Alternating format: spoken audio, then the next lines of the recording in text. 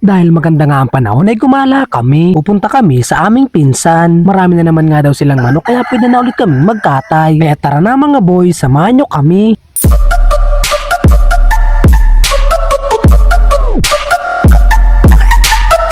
Kamusta mga boy? Ngayong araw ay pupunta kami sa Maknit doon sa aming pinsan. Nanghiram nga ako ng motor sa ate ko dahil alam kong masama ang daan. Kaya naman iniwan ko muna si Sky. Sa tapatan nga kami dumaan dahil dito ay medyo malapit. Enjoy na enjoy pa ako dito dahil maganda pa yung daan. Nanibago nga ako dito dahil mahaba-haba na pala ang simentado dito. Kung napapansin nyo ay panay ang turo ko diyan. Diyan nga pala ako nangunguha dati ng pistil or mas kilalang pugahan. Naalala ko dati sa sakad na ito ay hirap na hirap ako magbaba pag ako ay nakamotor. Dahil pag namimistil nga ako ay nakamotor laang. Buti na lang ngayon ay mahaba-haba na ang sementado, pero marami pa ring masasama ang daan at mga putikan. Kaya sa mga taga-Pulilio dyan ay huwag kayo dadaan dito kapag maulan. Ay tiyak na mas malala pa ang maaabutan nyo kapag dito kayo dumaan. Mas maigi pang kayo magbaybay kaysa dito kayo dumaan sa tapatan. Maganda talagang mag-ride kapag ganitong mainit. Magandang pagmasdan ng tabing dagat habang kayo nagmumotor. Abay chilla ang baga. Pagdating namin dito ay tignan nyo naman mga boy ang bumungad sa amin. Napakatahimik na lugar at masarap na simoy ng hangin at saganang mga tanim. Habang naglalakad kami dito ay sinubukan ko paglakarin yung aking pamangkin. Malayo nga pala mga boy sa kalsada yung tinitirhan ng aking pinsan. Kaya naman mahaba-haba din yung nilakad namin. Kaya naman binuhat ko na ang aking pamangkin. Masaya nga ako dito dahil enjoy na enjoy si boss sa magandang tanawin. Syempre alam nyo naman kapag masaya siya ay mas masaya ako. Dahil makita ko lang ang kanyang ngiti ay nakakagawa ako ng mga gandang content. Baga ay lumalawak ang kaisipan ko. Ay hala, inspired yarn.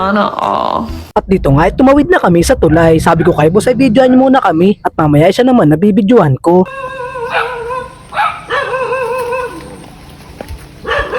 At sa wakas mga boy ay nandito na tayo sa bahay ng pinsan ko. Sige, lakad ikaw.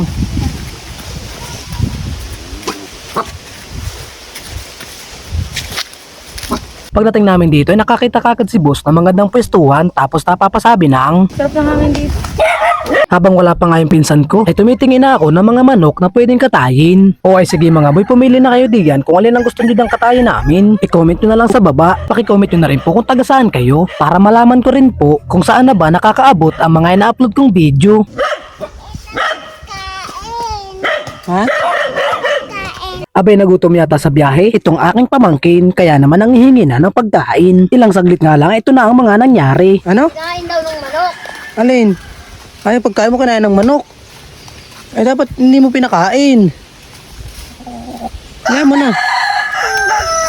Ha? Pagkabigay nga sa akin ng aking pamangkin ng kanyang pagkain ay nakaisip na naman ako ng kalukuhan. Kaya nga nasabi ko sa inyo mga boy kapag ang utak ko ay maayos, mabilis ako nakakaisip ng mga kalukuhan.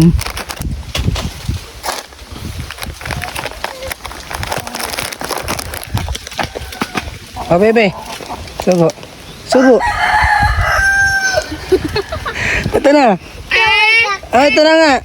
Ah, ito na. Ah, ito na. Ay, ba nalaglag tuloy. Kakainin. Ah, ito na, ito na, ito na. Ito na nga. Oh. Yar, tawa ng tawa ka naman. Naputi pa ngayon sa iyo. Siyempre, hindi dito makakaligtas si boss. Sana lang hindi magkaroon ng World War III.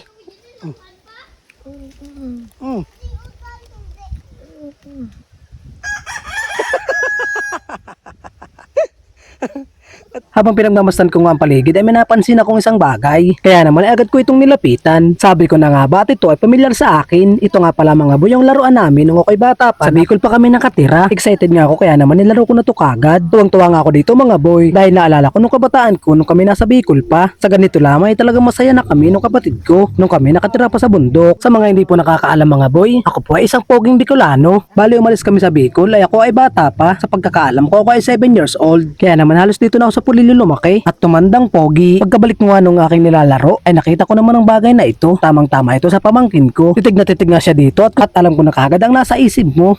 At bayan na nga, sumakay na ang aking bebehan. Buti na lang pala at sinama ka namin dito at naranasan mo ang ganitong klaseng laruan. Masaya ako bebe dahil nag-i-enjoy ka rin. Kaya naman hinaya ko na siya makipaglaro sa kanyang mga pinsan.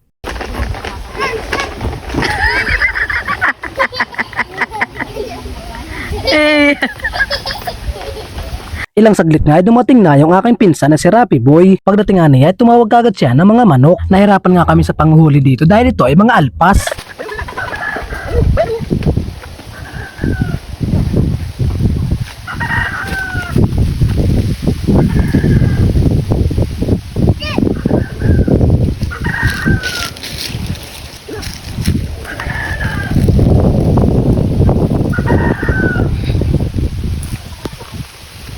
Iya, sobrang tagal na namin naghahabol ng manok. Talagang pagkahirap pulihin. Mabuti na lang sa part na ito ay siya ay aming na corner. Sana naman ito ay amin ang mahuli dahil tanghali na rin.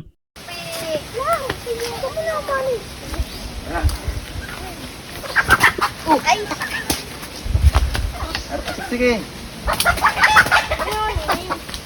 yan na. Basic, sige mo.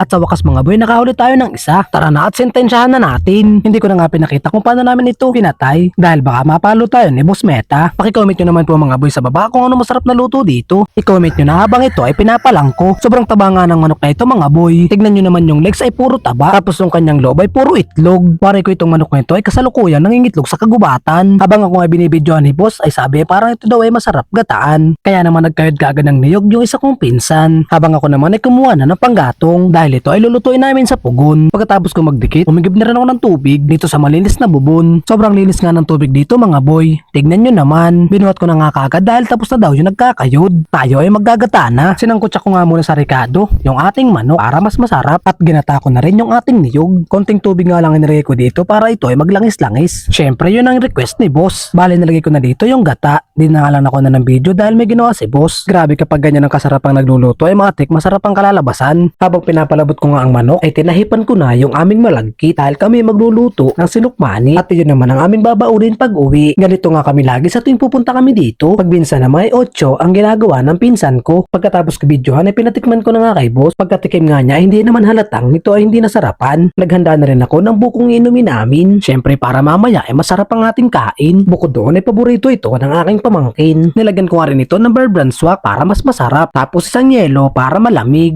After all mga boy, sa wakas ay luto na. Tayo ay makakakain na. Masayang masaya nga dito ang baby ko dahil ang ulam namin ay chicken. Ito ay paborito niya. At yan ang mga boy ang kinalabasan ng aking niluto. Hindi ko na nga masyadong pinaigahan dahil may mga bata akong kasama. Gusto nila ay may sabaw. Ay di sana tayo ay nagkanola na lamang. Saktong-sakto nga lang mga boy ang pagkakaluto ko dito dahil yung langis ay pwede mong itapping sa kanin. Ang sarap ng kumain ng aboy kapag marami kayo sa lamesa. Talaga naman nakakagana kumain. Bago ko tapusin itong video mga boy, meron akong ipapaalala sa inyo. Sana tayo maging kontento kung anong meron tayo. Ugaliin natin maging masaya sa kung anong meron ng iba. Iwasan nating mainggit sa ibang tao para maging masaya ang ating buhay. Lagi niyong tatandaan mga boy, ang buhay ay hindi karera. Kaya't sana ay huwag tayo makipag-unahan. Masarap mabuhay sa mundong ito nang wala kang ibang tinatapakang tao o hinihila pa baba. Maraming salamat po mga boy sa panunood. Kaya naman kung hindi ka pa po nakapollow, ay i-follow nyo na po ako para updated po kayo sa aking buhay at hindi sa buhay ng iba. Maraming salamat po. God bless. Bye-bye.